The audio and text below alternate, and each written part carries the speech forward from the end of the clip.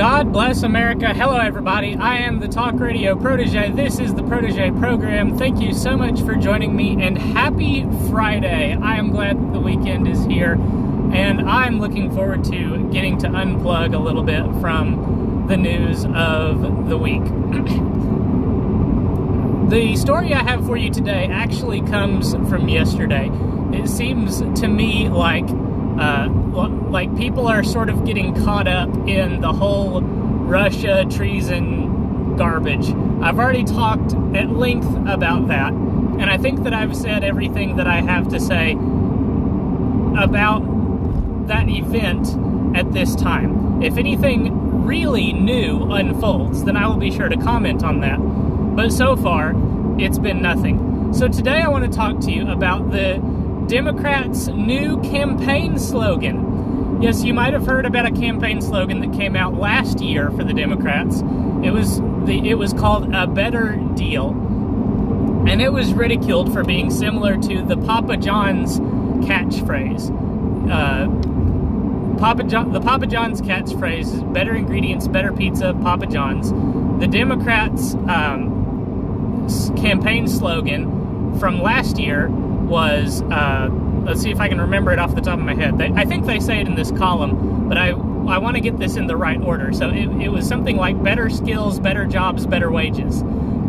And that immediately smacks, just saying it, and you can almost smell Papa John's pizza as you're saying that phrase. So they were heavily ridiculed for that campaign slogan. So they've come up with a new campaign slogan that I think is even more ludicrous and ridiculous. And I'll tell you why when you see the slogan. Let's go down and get into this column, and here it is. First sentence. Democrats are taking a mulligan on a slogan for the midterms after their first was mercilessly mocked, this time hoping to tap into the populist spirit under the message, "For the people." And the first thing that comes to my mind, it reveals to you some of the inner workings of my mind. I like to play a video game called Hearthstone, and in the game of Hearthstone, there is a character that shouts "For the king" every time they make an attack.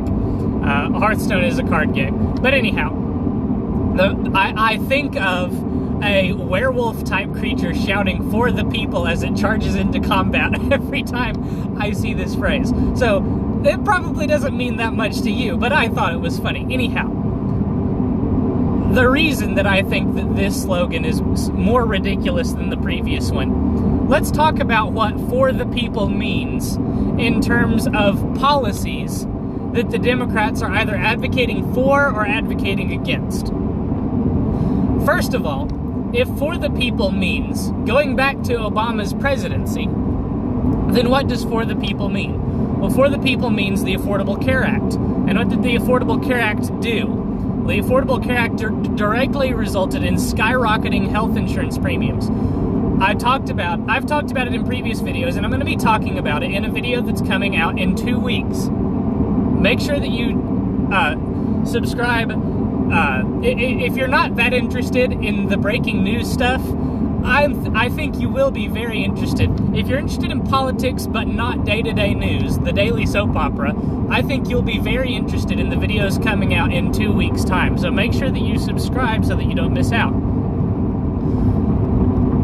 But after Obamacare was fully implemented, about 2013, the rate of increase of health insurance premiums went from 24% to an average of 99%. An average of 99%. I'm sure you've heard stories, maybe it's not 99%, maybe I'm just misremembering, but I'm sure you've heard stories of health insurance premiums going up thousands of percentage points, but the average was 99%. That's a direct result of the Affordable Care Act. That is apparently for the people. Skyrocketing health insurance premiums, according to the Democrat definition, is for the people. What's another thing that's for the people? How about a stagnant economy? It's widely considered that the GDP growth is a good, maybe not the best, but a good measure of a strong economy. And in Obama's tenure, GDP growth did not hit 3% one quarter. Not a single quarter. And Obama was president for 8 years. That's 32. He had 32 chances to get 3% growth, and he couldn't do it. He couldn't hit 3% growth, regardless of all of the things that he was trying to do, all of the stimuluses. How many stimuli were there? Were there 3? I think there were 3 stimuli. None of them achieved 3% growth. At the height of Obama's deficit spending, the GDP growth did not hit 3%. It didn't even come close. So apparently, a stagnant economy is for the people. What else?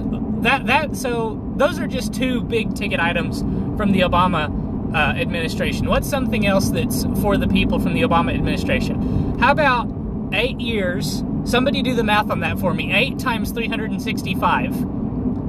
Let me see if I can do it really quick. 8 times 300 would be 2,400. 8 times 60 would be 480. So it's 3,120 days of continuous warfare. That's Obama policy. Apparently, continuous war is for the people. Now, the Trump administration has so far been in a lot of combat, thanks to the fact that he inherited 3,120 days of combat from President Obama. But so there's not, that wouldn't be much of a change as far as now to, let's say that the Democrats win this year. Apparently, continuous war is for the people. That's 3 things from the Obama administration. Let's look at some policies that the Democrats are advocating against. How about the tax cut? The tax cut that was passed in late December 2017. What has been the result of that tax cut? Bonuses, wage increases, what's the word I'm looking for? A labor shortage. There are not enough workers to fill the jobs that are being advertised for. Also, Trump has not had a quarter as president where GDP growth was under 3%. I think that's correct. It might not be correct, but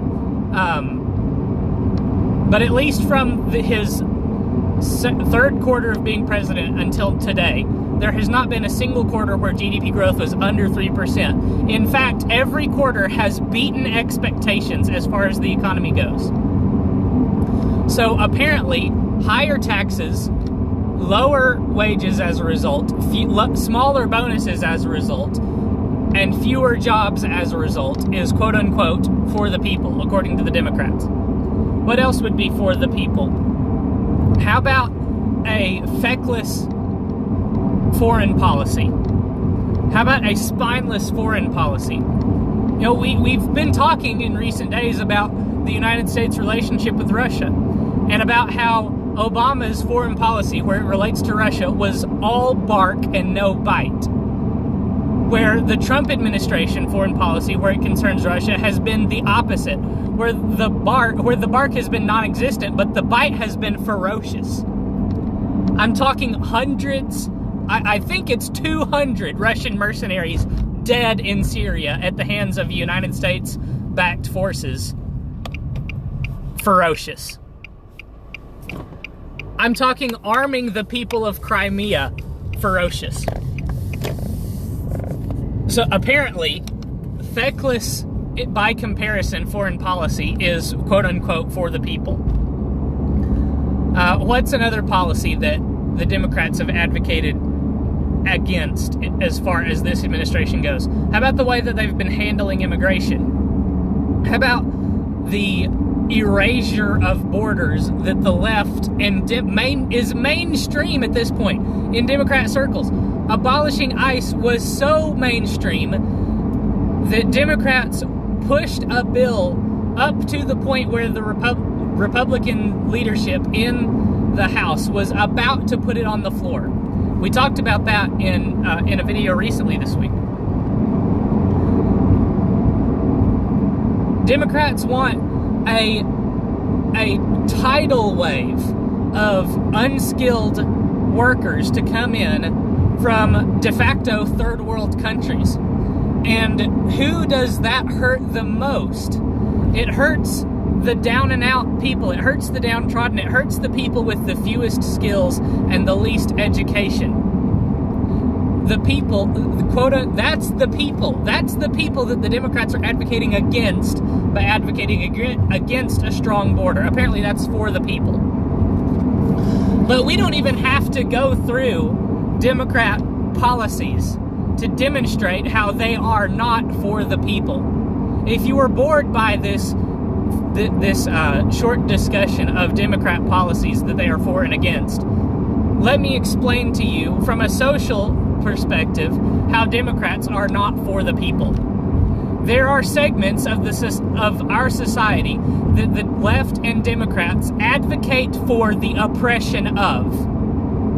If you don't believe me, just look at how they think we should address imaginary issues like inequality, or the wage gap, or representation, or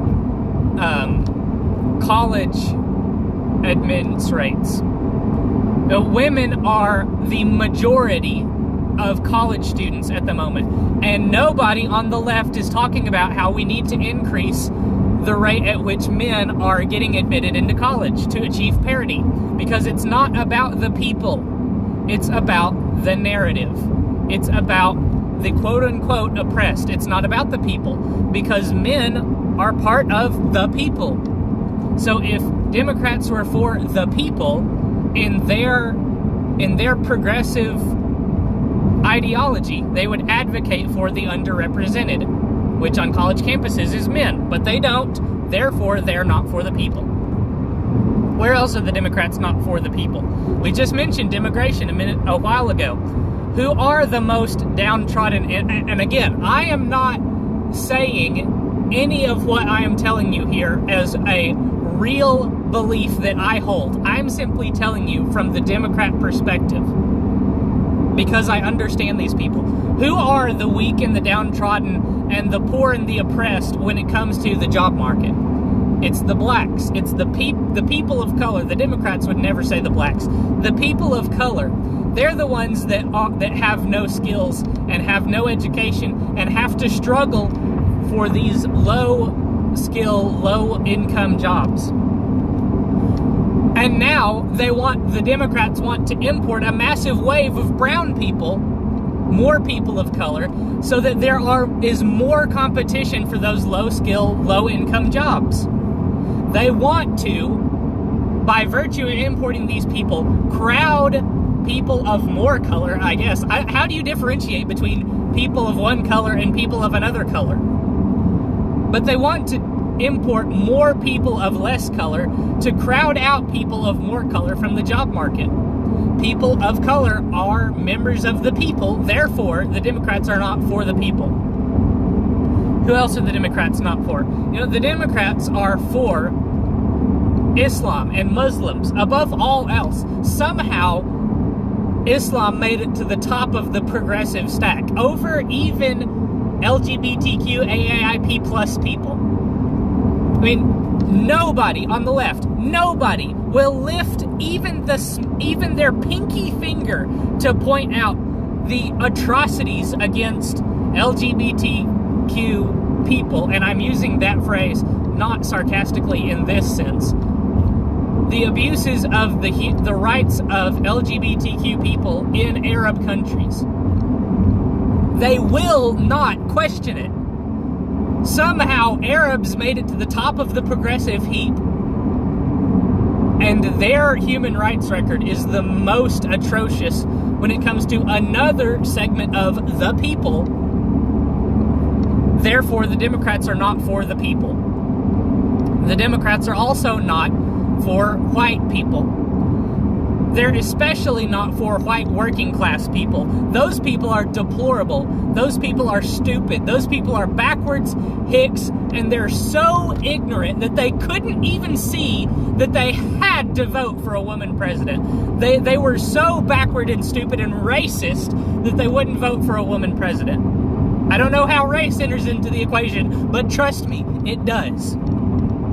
These hicks are part of the people, therefore the Democrats are not for the people. This is the most ludicrous assertion, that the Democrats would be for the people. Way back, before I even had a YouTube channel, I did some research, and I looked at the counties that were won by both of the presidential candidates in 2016.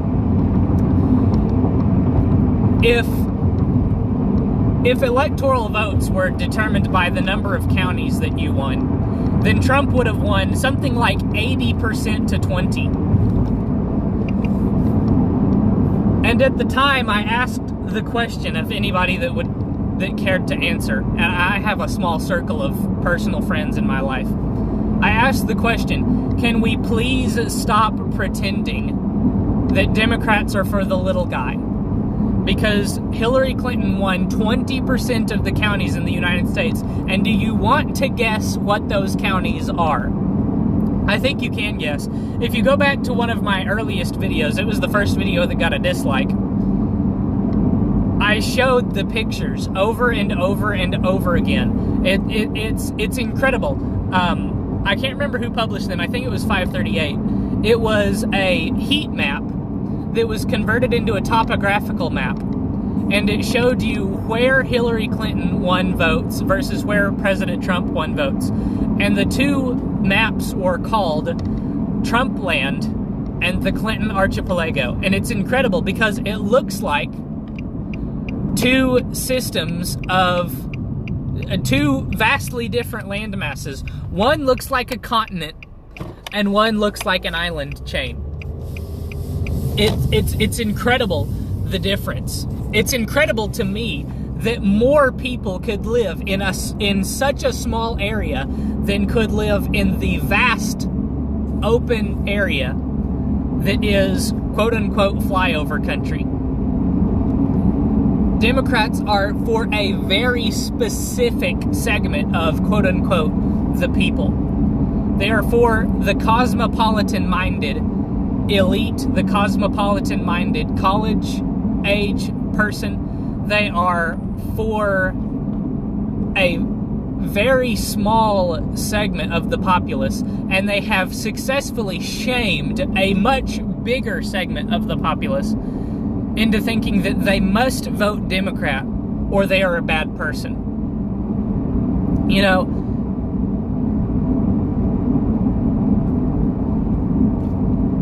I'm struggling to put what I'm thinking of at this moment into words, and maybe it would just be best if I didn't share this sentiment, so I think I am going to pass on it. But do not be fooled. The Democrats are not for, quote-unquote, the people. You know, you can look even, okay, we've analyzed this on a policy basis, we've analyzed this on a cultural basis. Let's analyze this for a few more moments. Let's spend the rest of our time in this video analyzing this on a ideological basis. What is the ideology driving the Democrats right now? Not even the social stuff. What is the building blocks of the ideology of the Democrats at this very moment in time? It is the ideology of the bigger the government, the better. In fact, the government ought to be as big as possible. Not saying that the ideology of the Republican Party is for the smallest government possible, because it's a little bit of a mixture there in the Republican Party. But the Democrat building blocks of their ideology is the biggest government possible. And what do big governments, by nature, do to quote-unquote the people? Democrat governments, excuse me, massive governments quash the people. Because massive governments don't have the liberty of thinking of people as people. Massive governments have too many people to worry about. And they can only afford to think of people as numbers.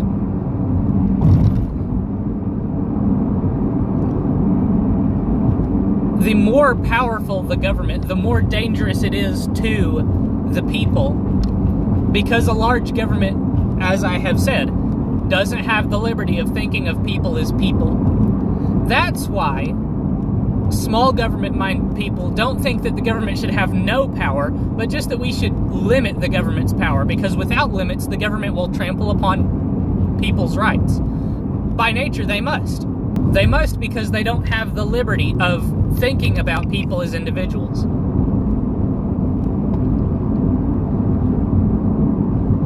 And by the nature of the Democrats being the party of the biggest government they can get, the Democrats are not for the people.